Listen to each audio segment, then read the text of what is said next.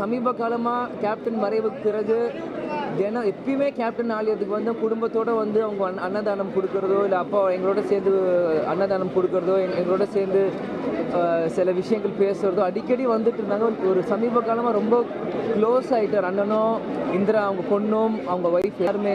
ஆனால் இன்றைக்கி இது பார்க்குறப்போ ரொம்ப கஷ்டமே. அவருடைய நேரம் இந்த பூமியில் வாழ்வதற்கு அவருக்கு விதிக்கப்பட்டிருந்த நேரம் முடிந்திருக்கிறது.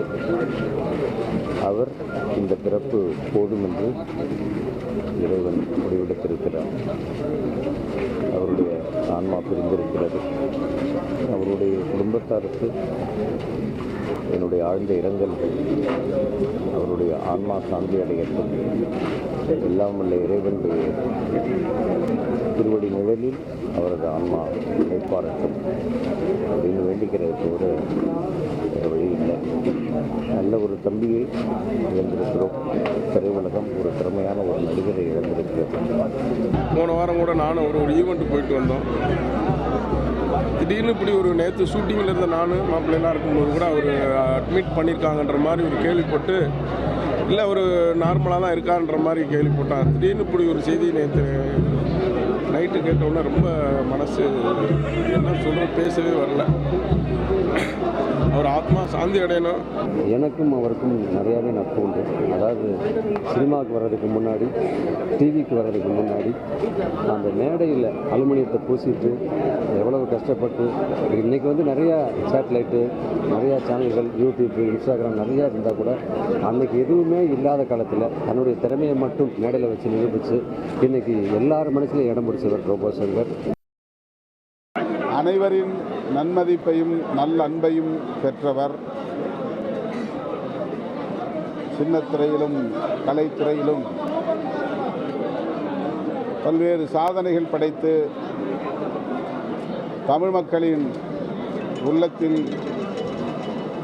நிலையான இடம் பிடித்தவர். அவருடைய இழப்பு கலை உலகில் ஈடு செய்ய முடியாத ஒரு பேரிழப்பாகும்.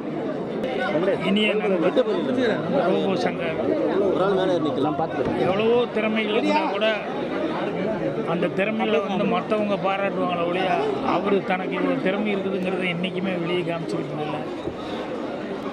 நான் அவர் கூட படங்களில் ஒர்க் பண்ணல, ஆனால் நிறைய ஃபங்க்ஷன்களில் வந்து அவர் கூட நான் இது பண்ணிக்கிறேன். அதில் தான் எனக்கு நல்ல நட்பு கிடைச்சது. என்னுடைய சென்னை காதல் படம் தான் அவருடைய அறிமுக படம் நான் நினைக்கிறேன். எனக்கு கரெக்டாக தெரில. 2006 வந்த படம். நான் வந்து ஒரு கலக்கப்போவது யார் நிகழ்ச்சியில் வந்து அவரை பார்த்துட்டு அவருடைய திறமையை கண்டு வேந்து நான் அந்த படத்தில் நான் அவரை அறிமுகப்படுத்தினேன். அதுக்கப்புறம் இன்றைய வரைக்கும் எனக்கு வந்து நான் ஒரு வாரத்துக்கு முன்னாடி கூட ராஜா சாருடைய ஃபங்க்ஷனில் நான் அவர் மீட் பண்ணியிருந்தேன். ரொம்ப சகஜமாக தான் காணப்பட்டார். திடீர்னு அவருடைய மறைவு வந்து மிகப்பெரிய ஒரு அதிர்ச்சி எனக்கு ஏற்படுத்துச்சு. நான் ரொம்ப மிஸ் பண்ணுவேன். ஏன்னா எப்போவுமே கிண்டல் அடித்து சிரித்து தமாஷ் பண்ணி திடீர்னு என்னுடைய படம் வந்து டிவியில் போயிட்டு இருந்துச்சுன்னா அதை எடுத்து கிளிப்பிங்ஸ் எடுத்து அனுப்பிச்சிட்டு ஒரு ½ உட்காந்து அப்படியே பேசிகிட்டே இருப்பார். அவ்வளோ சிரிப்பாக இருக்கும். நாங்கள் ஷூட் பண்ணும்போதும் அப்படி தான் கிண்டல் அடிச்சுட்டே இருப்பார். ரொம்ப எல்லா படமும் என்னுடைய படங்கள் பார்த்துட்டு அப்படி சொல்வார், இந்த ஷாட் அப்படி எடுத்தீங்களா, இந்த ஷாட் எப்படி எடுத்தீங்களா, இது விஜயகாந்த் சாரோட எப்படி எடுத்தீங்களா அப்படி எடுத்தீங்கன்னு சொல்லிகிட்டே இருப்பார். பயங்கர கிரேட் சோல். அண்ணா வந்து உடம்பை கொஞ்சம் கவனிக்காமல் இருக்காரு. தெரியல, இது வந்து நாட் ஓன்லி மூவிஸ். அண்ணா வந்து நார்மலாக ஒரு மேடை கலைஞனா, அதுக்கப்புறம் டிவியில் இருக்கட்டும், அதுக்கப்புறம் படங்களில் இருக்கட்டும், எல்லா இடத்துலையும் அவர் பண்ண விஷயத்த வந்து அவ்வளோ ஒரு 100% அது வந்து அவர் பெருசாக ஒரு முன்னெல்லாம் ரொம்பலாம் பெருசாக சம்பளம் வாங்கலனா கூட 100% அவ்வளோ அன்பாக நேசித்து அந்த அந்த கலைக்காகவே தான் அர்ப்பணித்தவர். ரோபோனா வந்து கண்டிப்பாக ஒரு மிகப்பெரிய இழப்பு. நம்ம ஆர்ட்டுக்கே, ஒரு மொத்த கலைக்கே ஒரு மிகப்பெரிய இழப்பு. அந்த கடவுள் வந்து நல்லவங்களை பார்த்தா கூப்பிட்டுருக்காங்க. நல்ல மனுஷன், தங்கமான மனுஷன். ஒரு காமெடி, இப்போது நானும் அவரும் ஒரு படம் பண்ணிக்கிட்டு இருக்கோம், டிரைவர்னு ஒரு படம்.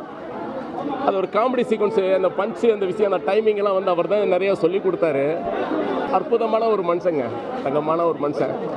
அந்த கடவுளுக்கு கண்ணு இருக்கல்னு தெரியல. உடனுக்குடன் செய்திகளை தெரிந்து கொள்ள சன் நியூஸ் பெல் ஐகானை கிளிக் பண்ணுங்க.